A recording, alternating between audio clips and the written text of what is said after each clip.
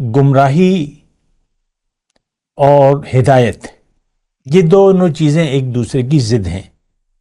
اگر اللہ آپ کی منزل ہے، دیکھیں بات آسان ہے سمجھنے کے لیے، اگر آپ کی منزل اللہ ہے تو آپ سیدھا راستہ پھر آپ کی ضرورت ہے، سیدھا راستہ پھر آپ کی ضرورت ہے۔ اللہ کا حکم اور نبی کا طریقہ آپ کے لیے پھر اہمیت رکھے گا۔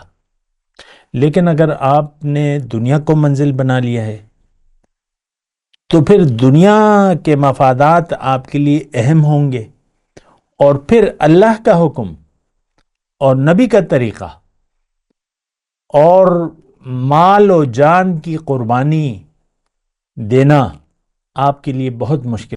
اللہ اکبر اللہ اکبر اللہ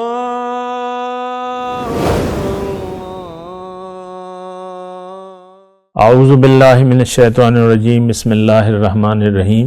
اللہم صلی علی سیدنا محمد معدن الجود والکرم وآلہ وسلم۔ سامعین و ناظرین اکرام، السلام علیکم ورحمۃ اللہ وبرکاتہ۔ آج کا ہمارا موضوع، کیا ہم گمراہ قوم ہیں؟ دیکھیں یہ بالکل سیدھا سادہ سوال ہے، اور یہ بات سچ ہے کہ آج امت مسلمہ گمراہ ہے۔ گمراہ مطلب بھٹک چکی ہے، اللہ اس کی منزل نہیں ہے، قرآن اور دین اسلام کو اس نے چھوڑ دیا ہے۔ یعنی دین سے، دیکھیں یہ آسان الفاظ میں بات کرنا چاہتا ہوں۔ قرآن بطور کتاب ہدایت ہمارے لیے اہمیت نہیں رکھتا۔ کتنے لوگ ہم میں جو ہے اللہ کے لیے زندگی گزار رہے ہیں، یا اللہ کے لیے زندگی گزارنے پر اصرار کر رہے ہیں۔ تو بات تو بڑی سیدھی سادی بات ہے، ہم سب دنیا کے لیے زندگی گزار رہے ہیں۔ دیکھیں گمراہی اور ہدایت، یہ دونوں چیزیں ایک دوسرے کی ضد ہیں۔ اگر اللہ آپ کی منزل ہے، دیکھیں بات آسان ہے سمجھنے کے لیے، اگر آپ کی منزل اللہ ہے تو آپ سیدھا راستہ پھر آپ کی ضرورت ہے، سیدھا راستہ پھر آپ کی ضرورت ہے۔ اللہ کا حکم اور نبی کا طریقہ آپ کے لیے پھر اہمیت رکھے گا۔ لیکن اگر آپ نے دنیا کو منزل بنا لیا ہے تو پھر دنیا کے مفادات آپ کے لیے اہم ہوں گے، اور پھر اللہ کا حکم اور نبی کا طریقہ اور مال و جان کی قربانی دینا آپ کے لیے بہت مشکل ہوگا۔ یہ میں نے ایک ایکسٹرا بات کہہ دی، لیکن یہ اپنی جگہ ایک حقیقت ہے۔ یعنی اگر اللہ آپ کی منزل ہے تو آپ کو اپنے مال و جان کو اللہ کے لیے کھپانا ہوگا، وقت بھی دینا ہوگا، اور مال بھی کھپانا ہوگا، مال بھی خرچ کرنا ہوگا، جسمانی اور مالی دونوں جو اللہ تعالیٰ نے آپ کو طاقتیں دی ہوئی ہیں وہ اللہ کے راستے میں صرف کرنا پڑیں گی۔ دیکھیں ایک آیت میں آپ کو سناؤں، اللہ تعالیٰ نے قرآن میں فرمایا ہے کہ هل ادلکم علی تجارت تنجیکم من عذاب علیم، کیا میں تمہیں ایسی تجارت نہ بتاؤں جو تمہیں دردناک عذاب سے نجات دے دے۔ تنجیکم من عذاب علیم، اب یہاں دیکھیں تھوڑا سا میں رکوں گا۔ دنیا میں انسان آیا ہے، اگر اس نے جنت نہیں کمائی دنیا میں اپنے لیے تو پھر اس کو جہنم جانا پڑے گا، خواہ جہنم جائے گا یہ۔ یعنی اگر خیر یہ میں ایک جملہ کہہ رہا تھا، میں یہ کہہ رہا ہوں تنجیکم من عذاب نے، جو تمہیں دردناک عذاب سے نجات دے دے۔ تو کیا ہے وہ تجارت؟ تؤمنون باللہ، یقین کر لو اللہ پہ، اللہ کو منزل بنا لو، اور زندگی اللہ کے لیے خاص کر لو، اللہ کے لیے زندگی گزارو۔ دنیاوی مفاد جب موقع آئے اس کو قربان کرو اخروی مفاد پر، اللہ اپنی مرضی کو قربان کر دو اللہ کی مرضی پر۔ تو تؤمنون باللہ ورسولہ، اللہ پر اور اس کے رسول پر یقین کر لو، اللہ کا حکم اور نبی کا طریقہ۔ وتجاہدون فی سبیل اللہ باموالکم وانفسکم، اور اللہ کے راستے میں محنت کرو اپنے مال سے اور اپنی جان سے۔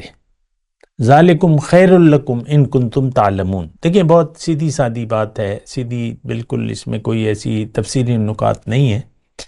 عذاب علیم سے اللہ تعالی ہمیں نجات کا فارمولہ بتا رہے، تجارت بتا رہے۔ اللہ پہ یقین کر لو، اللہ کو منزل بنا لو، اور پھر اپنے مال و جان کو کھپاؤ اللہ کے راستے میں۔ کیا مطلب؟ زندگی اللہ کے لیے گزارو، ہر کام میں تمہارے للہیت ہونی چاہیے، نفسانیت ختم کر دو زندگی سے، میں نہیں اللہ کے لیے زندگی گزارو۔ تجاہدون فی سبیل اللہ باموالکم وانفسکم ذالکم خیر لکم ان کنتم تعلمون، یہ بہتر ہے تمہارے لیے اگر تم جانو۔ تو ہوگا کیا؟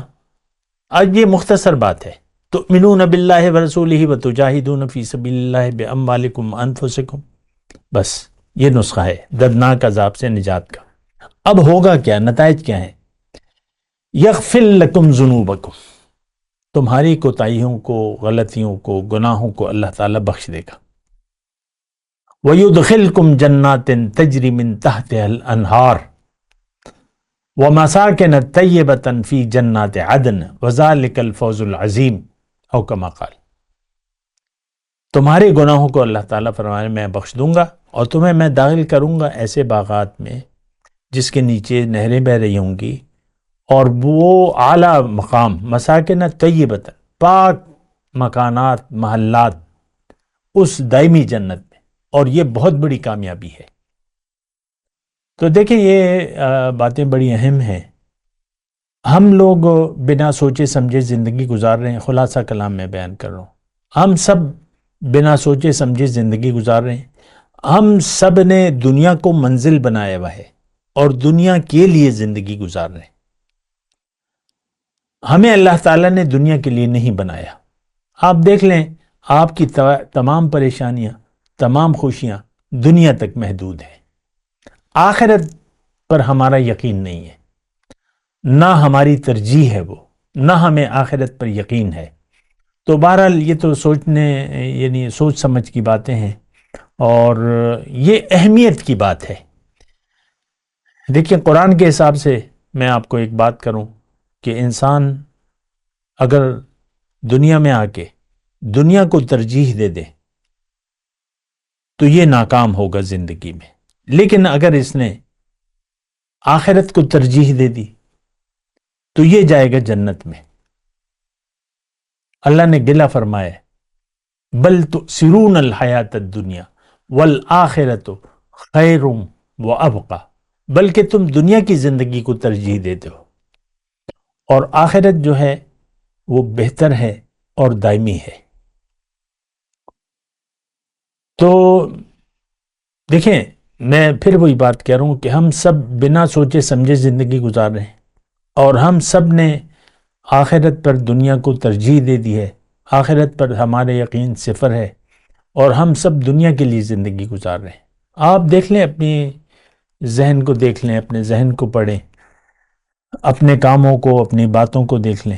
ہم سب کی ترجیح جو ہے، ہم سب کے لیے دنیا اور دنیا کا مفاد اہم ہے، ہم سب دنیا کے لیے زندگی گزار رہے ہیں۔ تو یہ ایک بہت بڑی غلطی ہے جو ہم کر رہے ہیں، ایک بہت بڑا ظلم ہے جو ہم اپنے اوپر کر رہے ہیں۔ اصل مفاد، اصل فائدہ جو ہے وہ آخرت کا فائدہ ہے، اور یہی بات میں اگر ایک اور انداز سے کروں، اصل چیز اللہ کی رضا ہے۔ اگر اللہ کی رضا آپ کے لیے اہمیت نہیں رکھتی